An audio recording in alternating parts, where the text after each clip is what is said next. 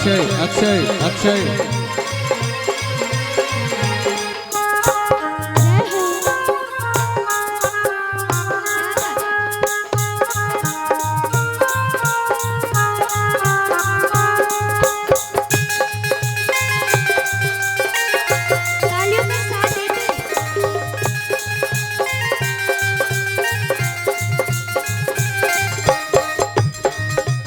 भैया लोढ़ाई वो जुहार गाथू है, भैया लोढ़ाई वो जुहार गाथू है, आहे हार गाथू है, आहे से हो हर पहीर बड़की पाही समझ के बाखेलत है, आहे से हो हर पहीर बड़की पाही समझ के बाखेलत है।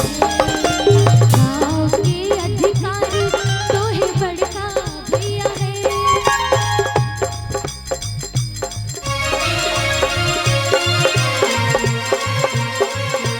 जय हो क्या बात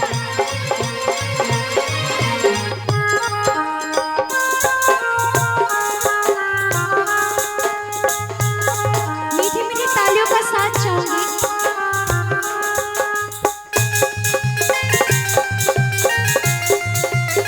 बोलिए छठी मैया की। कथी बझायब वनती तीरा है, कथी बझायब वनती तीरा है, आहे तीर तीरा है, आहे रोग से बझायब राजा हंस जखेबा खेलब है, आहे रोग से बझायब राजा हंस जखेबा खेलब है।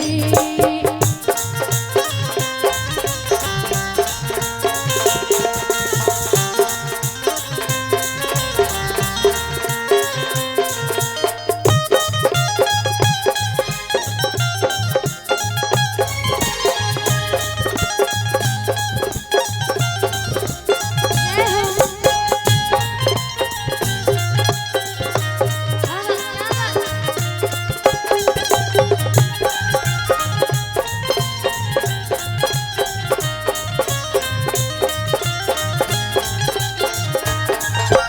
जाने बझायब वनती तीरा है, जाने बझायब वनती तीरा है, आहे तीर तीरा है, आहे रोब से बझायब राजा हंस जखेबा खेलब है, आहे रोब से बझायब राजा हंस जखेबा खेलब है।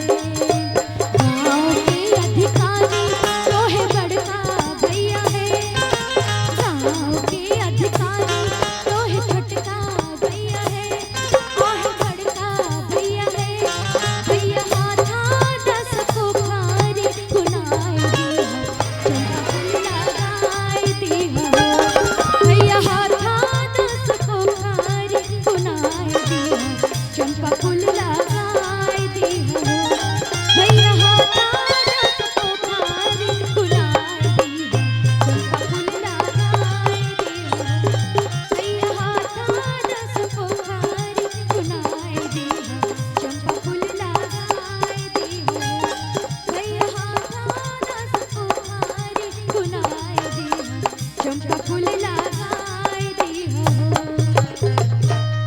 अगर भजन अच्छा लगा तो एक बार जोरदार तालियों का साथ चाहूंगी। बोल दे छठी मैया की।